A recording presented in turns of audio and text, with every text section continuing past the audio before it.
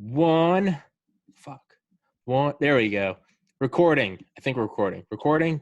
This is not professional. Episode 245 with Dr. Vince Houghton, the author of Nuking the Moon and Other Intelligence Schemes and Military Plans Left on the Drawing Board. That's a really janky image. It'll be in the description, the top comment. It'll be the thumbnail. I read your book, and I'm already butchering this because I'm supposed to let you introduce yourself, but I'm clearly not. I read your book, or I listened on Audible. Like a true sane person, I play video games and I mute it and I listen on Audible. That's how I learn, right? #millennial.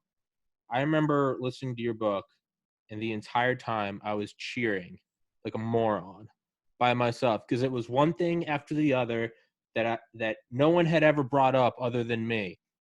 The dinosaur, the DUCC, the nukes underground, and I was just cheering, and I was like, I need this man on my podcast, and the stars have aligned. But I'm already fanboying, so I'll take it down a notch. How about you introduce yourself?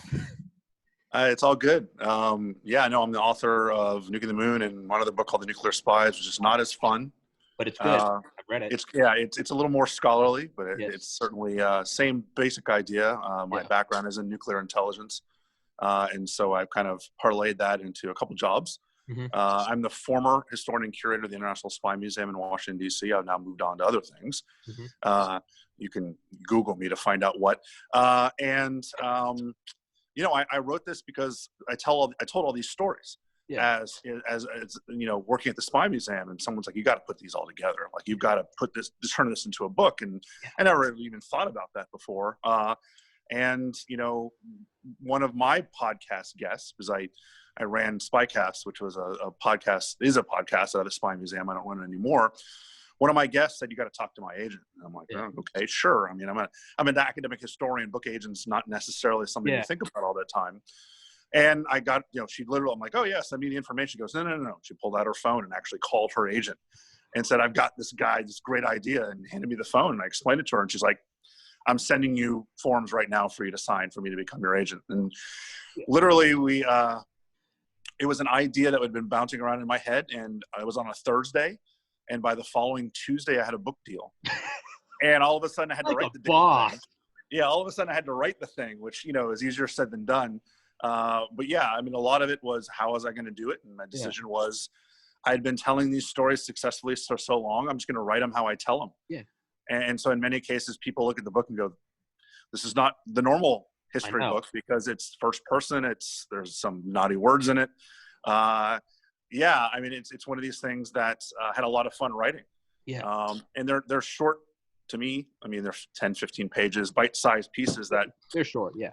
Yeah. That you can read, one a day, or kind of sit down and just knock it out on a vacation or something like that. To me, it's episodic. I didn't want to get too deep into it. And one of the things I really wanted to make sure I did was that if you wanted to know more about any of these stories, you didn't have to go to the National Archives. You didn't have to actually, the lay person could find a lot of information online, find a lot of information at the library, to where they could look at, kind of the backstory behind these things. So I purposely said, I'm not going to include, and this isn't me being lazy. This is me kind of as a kind of realization of the audience is going to be, I said, I'm only going to include things that I can allow people to follow up and do more research on their own without having to do too much heavy lifting. So that's why, some people are like, well, there's no primary research in this. I'm like, well, there is, but you can find it online, right? You can go and read the actual documents at your house. Yeah. And, I had no idea that we were going to be stuck in our houses for so long. So it really is an added benefit,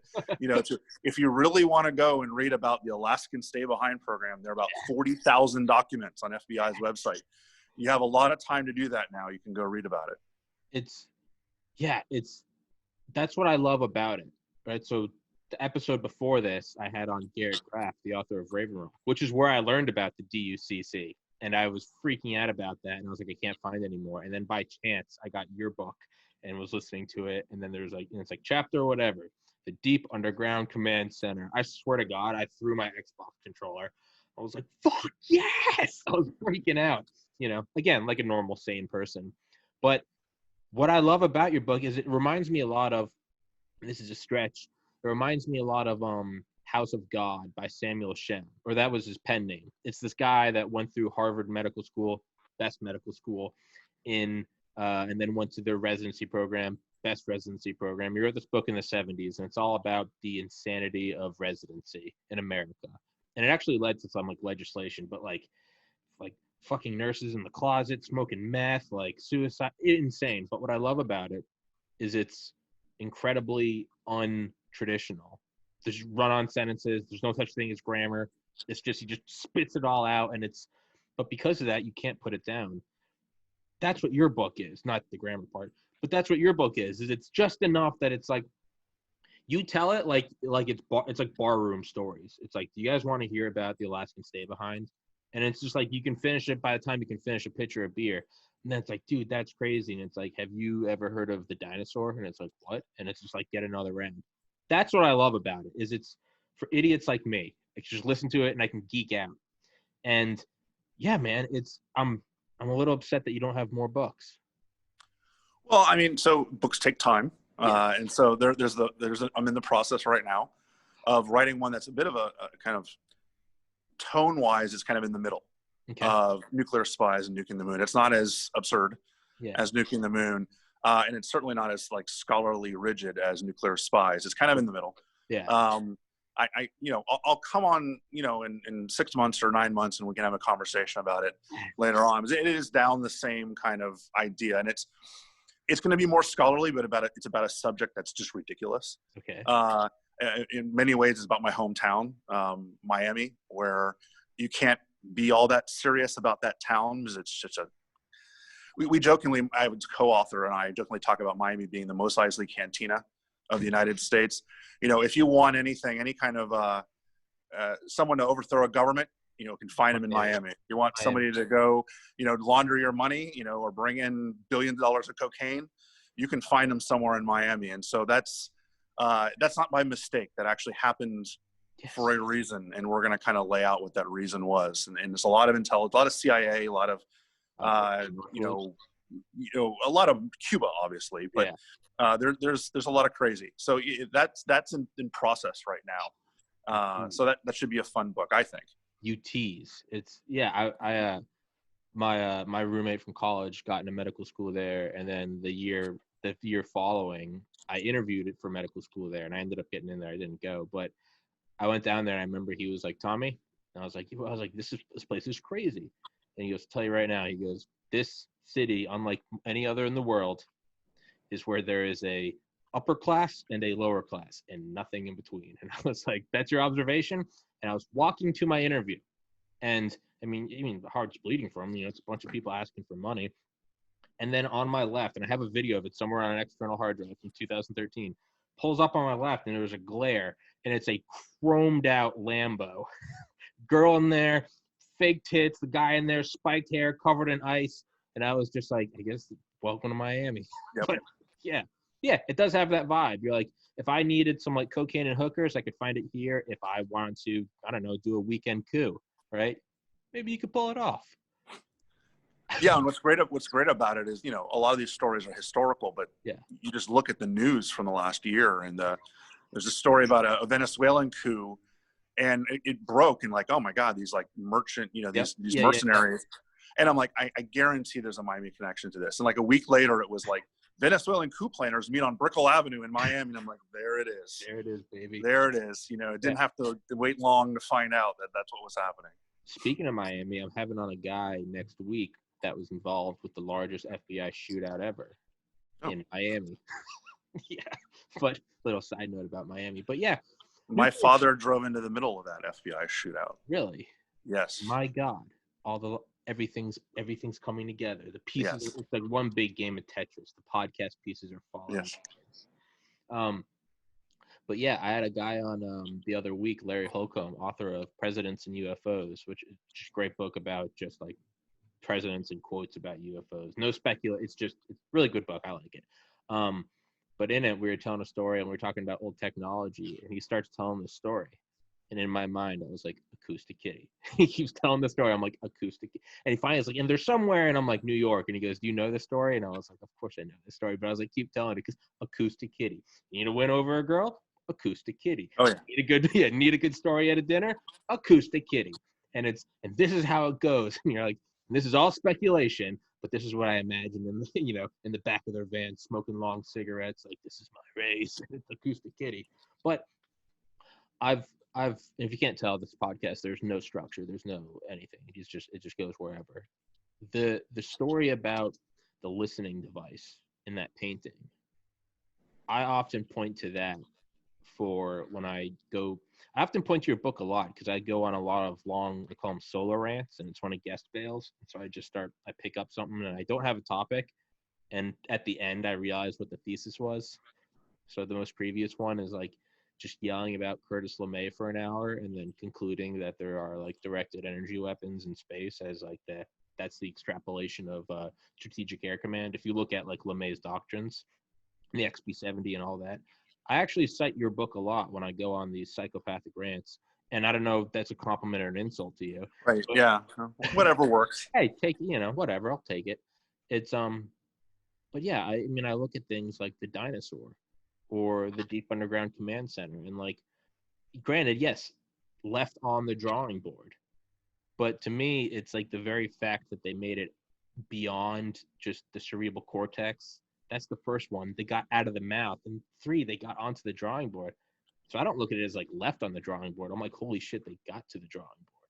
Well, in some cases, they went in a different direction because technology allowed them to, and it's still classified, and it's not something we're going to find out for a while. So, these are programs that didn't become reality, but it doesn't mean that something similar to it didn't become reality. It doesn't mean that, they ran into a roadblock in 1965 where they said this is just impossible. But by 1980, by the computer revolution, by that time, they decided, let's dust this thing off and let's see if we can't do it with modern technology. And I think that, when I'm 75 and I'm writing the sequel to the sequel to the sequel, hopefully of this, maybe I can be like, hey, I wrote about this originally back in 2019. Yeah. Now we're seeing it, this is the history behind it. And we're just not in a position to do that yet.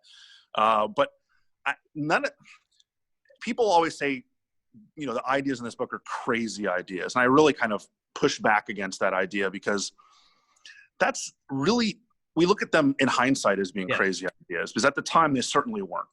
And they were out there a little bit. And they were, ideas thinking outside the proverbial box. But these people were not crazy. These people were trying to find innovative ways to do almost impossible things. And, if the SR-71 hadn't worked as well as it did, that would have been considered a crazy idea, and it probably would have been in here, but it worked great. Yeah. And, so sometimes the hindsight of outcome is really what makes historians, I believe, incorrectly assess, positive or negative judgments upon some of these programs. I tried to eliminate that completely. Yeah. And I said, look, there's no judgment about any of this stuff. I'm trying to explain how and why these ideas came up.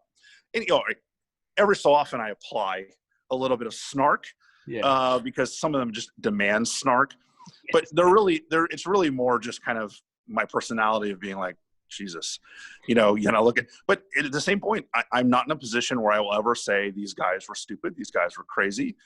They were doing, to me, it's like looking back at previous presidential administrations. Let's, forget the current one because that's just, no one can agree on that. But looking back at some of the previous presidential administrations, things I was against at the time as a citizen. As a historian, I look back and I'm like, look, I didn't like that idea, but clearly that person was trying to do what they thought was best. What's best for the nation. For the country. Yes. And, even going back, there's very few presidents, unless you're talking like James Buchanan, who was just a complete shitheel, that you can't say that about. Yeah. And so that to me is kind of how I perceive these innovators is like, look, they were in an almost impossible position where there's the demand to do something, anything, to try to even the score, get ahead, or do what they can to, in some cases, win World War II, or to even the Cold War playing field and not lose the Cold War. And their ideas were sometimes very good and sometimes turned out to be not so much. And this book is about the not so much, because there's so many books out there about the very good. Yeah. Right. I mean, the successful programs, the victor gets the spoils and they write the history. I'm writing for the losers out there, right? So this is, yeah, I'm standing up for those that just didn't get the credit because, the program just didn't happen as successfully as they might have hoped it had. The funding went left instead of right. It zigged when Right. it could have zagged. But really, that's what I say. I like cite your book. That's like how I always frame it, is like, it's crazy now to say Right. we're gonna X, Y, Z. But like, the one thing I always like use is like the SR-71. Like, you have to look, or the one analogy I always use is like, imagine if it's just like 3 years after World War II, we just beat the Nazis. Imagine if, and Uncle Sam knows best, right? And the hottest technology is a propeller-driven P-51. A very short analogy of what I normally go on a long rant about is, imagine if you went into the desert, you're like a GI. One, you found a secret base that the U.S. military denies exists. Okay, well, that's a little weird. Why is Uncle Sam lying to me? Two, why are they shooting rockets? I didn't know rockets existed. Three, are those Nazis? Four, are those Nazis there talking to LeMay and JFK? Five, what are they planning to do? To go to the moon. None of that would make sense. But in hindsight, we're like, yeah, that was Operation Paperclip. And, we must do, not because it is easy, but because it is hard. It's like, but you have to frame it like that. I mean, you said it perfectly. SR-71, if that didn't work, stuff of legend. We'll look at the plane before it. The one that Kelly Johnson wanted to make, the CL-400. It's going to be a hydrogen-powered craft that was going to fly at like 70,000 feet and Mach 2.5, I think. It didn't work. Sounds crazy. What did the one after it do? It went at 85,000 feet and went Mach 3, right? So we just accept it. Oh, that one worked. But that's exactly what it is. These are not crazy people. You don't have to like them politically, but I mean, you have to put yourself in their frame of mind. And it's what you said. Necessity is the mother of invention, and desperation is the drunk uncle that calls once a year on your birthday. I had money for you for your birthday, and I promise I'll give it to you next year. But if you Venmo me $50, I got this great idea for a roller skating rink. And it's just like, all right, Bob, like, I love you too. Hope you're clean. Like, but that's what it is. And these guys aren't stupid. I mean, I know I'm ranting, but if you watch a documentary on Lieutenant General James Abramson explaining SDI in the 80s, it sounds insane. But you see this guy and he's explaining it very matter-of-factly. And you're like, well, that's what the situation called for, right? Right. I mean, Ed Teller is the same way. Yes. I mean, he's somebody that, to this day, I mean, the people at Livermore just worship the ground he walks on. And, and it's one of these things where, my philosophy as a historian is really comes out, I think, in this book. The idea is the only way to learn from history, the only way. And people love throwing around that, if you don't learn from history, you're doomed to repeat it. Well, history's not a great guide for today. And I'm a historian, so Yeah. like, why are you saying that? Because the circumstances just aren't the same, right? You can go back to Chinese philosophy. You never step in the same river twice because the water has moved and because you changed, right? Looking back at Napoleon's campaigns can teach you very little about modern military unless Don't invade Russia. Was that? Don't invade Russia in the winter. Well, yeah, don't invade Russia in the winter, but, unless you're empathetic, and that word, real men don't empathize. No, historians need to empathize, because the idea is the only way you can actually learn about history and its impact on today is to put yourselves in the shoes of the historical actors. This is something Karl von Clausewitz, if you want to get manly, that Clausewitz in On War was talking about when he talks about things like the fog of war, when he talks about things like, he takes up friction, this idea that soldiers get tired, soldiers get cold, soldiers, need food, all these things that actually modern day commanders deal with also, right? They're not fighting Napoleon and old school, line them up across each other and charge across the battlefield. But I don't care how technologically advanced your military is, soldiers get tired. Yeah. Soldiers get cranky. Yeah. They get cold. They like, to eat decent food. You have to take that into account. And that's how we can actually learn from history, by saying, all right, in 2020, this looks ridiculous. But if I go back and I put myself in the shoes of somebody that is in 1958 and Sputnik was just launched and holy shit, we're going to lose the Cold War because of this, you kind of have a very different perspective on the way that you're treating and judging these individuals, because it's not that crazy anymore. Yeah. And then we can actually say, okay, well, how do we take that to today? How do we understand how that helps us today? Is because, they had some of the same fears that we did, right? The fears of loss of sovereignty, the fears of, are we going to be a country that can kind of be proud of itself? Because that's, what they're thinking about at this time too.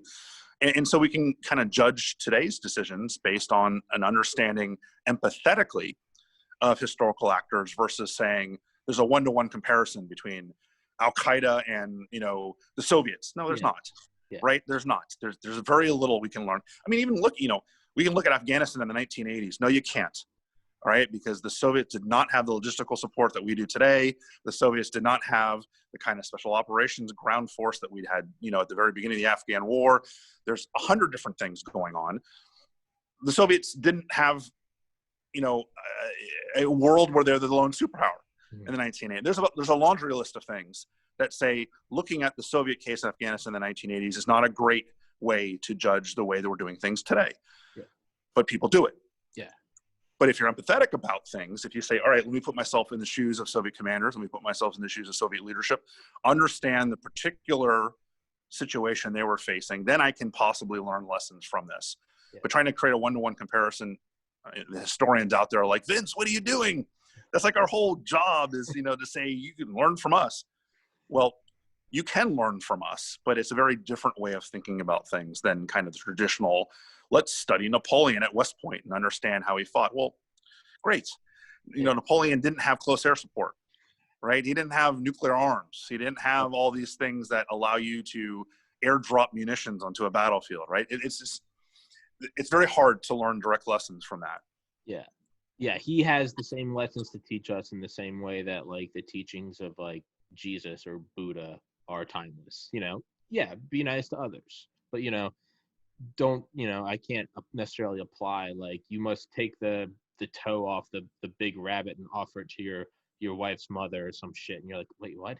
No, that's weird. That's like cattle mutilation. But it's like, but you're right. Is like you have to, and this is kind of loose because Dick Cheney is kind of like Darth Vader, but like I even try to look at something like right after like 2001, something like Black Sites, right? Pretty, everyone's like, that's not good, right? Extraordinary rendition. But then I think like the trending, if there was a YouTube, the trending video of the day are people jumping from the North and South Tower to pavement. Like right. That, and all the guys that worked on those programs, they mentioned that, right? The idea of that, and they go, fuck it, burn it down. Well, Cheney is, a great example of what I was talking about, and the fact that, like, I'm not sure I agreed with a single thing he stood for, but I can't argue in good faith that he didn't think he was doing the right thing. Granted, so did Darth Vader. But you're in a position where it's not kosher to argue that he's got some nefarious plot that's anti-American. Well, he felt the way that he felt, and whether we agree or disagree doesn't really matter historically, because we shouldn't judge him based on how we apply things. We should judge him based on kind of how he was approaching things. Yes, and you're right. I mean, is he making money on Halliburton? Yeah, it gets a little hairy there, right? It gets a little morally questionable, but like, it's kind of like it's like a few good men. Like, you want me on that wall, you need me on that wall, because there's a place that you don't like to talk to at parties. Well, what do you do when you're like, well, we shouldn't have extraordinary rendition because we fight armies, and it's like, just like at one point we stopped marching across a field with like a trumpet or a bugle, we also stopped having like German cities and Japanese cities where it's like there's the army in their uniforms. It's like, well, what do you do when like the weapon turns into like an American Airlines flight in downtown Manhattan? What do you do when like people's exploded bodies have hit the sidewalk at terminal velocity on a Tuesday morning, with the Statue of Liberty in the background? At what point do you go like, well, then maybe we have to wade into the shadows. Maybe and do we become the thing? Do we become worse than the thing we're fighting? Obviously a whole philosophical debate about that. But I tend to think that I really do. with every president, and maybe I'm just hopefully optimistic and doe-eyed, but I've got you for 5 more minutes. But I tend to think, I'm like, dude, these guys, left or right, whether they cheat on their wives or whether they made some money in a backhand thing or whether they did some coke in a frat house. I'm like, ultimately, like, at the core, I do believe that these are men. These are brilliant men. You're not stupid if you get to the Oval Office, who do want the country. Yeah. Who do want the country, who do what they think is best for the country. It's like your parent, you can look back when you're older and be like, man, my dad or my mom really did that wrong. But like, do you think they did it because they were like, fuck this kid? Or do you think it's like they were just like, this is what I think is best, and I'm going to go for it. I don't get any do-overs, right? Well, historically, I mean, as a historian, I actually take solace in the fact that people make mistakes. Yeah. That, not everyone, people always argue, don't sully the reputation. Like, why do we need to see, like, Martin Luther King's a great example, right? His every hero, top 5 Americans, I would argue, of all time, right? Yeah. But his relationship with his wife wasn't great, right? Around. Yes. So he certainly was a flawed man. But that allows us to actually have some dreams for the future in many respects, right? Because as a kid growing up, if all the great people are perfect, then I know as a kid there's not a chance in hell I'm ever going to become a great person. Yes. But if I realize from the very beginning that they're flawed just like me, and they're in a position where they're trying to make the best decision they can, and they sometimes screw that up, then I can actually dream big, because I know that, I'm kind of screwed up too, but so is this person, and so is that person. And they reach the highest levels of whatever they wanted to do. And so,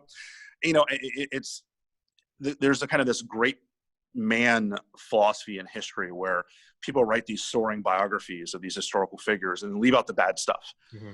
And like, that's doing everyone a disservice, because, Abraham Lincoln had some bad parts of his personality, but suspending habeas corpus, probably not the most American thing he's ever done. Yeah. He had a temper. These things, we hold this guy up to be Honest Abe, and he's Abe Lincoln, but then how do you emulate that? Like, how do you want to be like that? It makes it very difficult to do. And so I'm all for showing warts and all, because humanizing historical figures is the way that we can look at them and say, all right, I can be empathetic. Yeah. Right. You can't be empathetic if it's someone that you can't imagine yourself doing the same decisions and other things like that. And so that to me is important. Yeah, you're absolutely right. I mean, FDR, I mean, what an animal. But I mean, he died while in Warm Springs, Georgia, with the woman he was having an affair with, that his wife knew he was.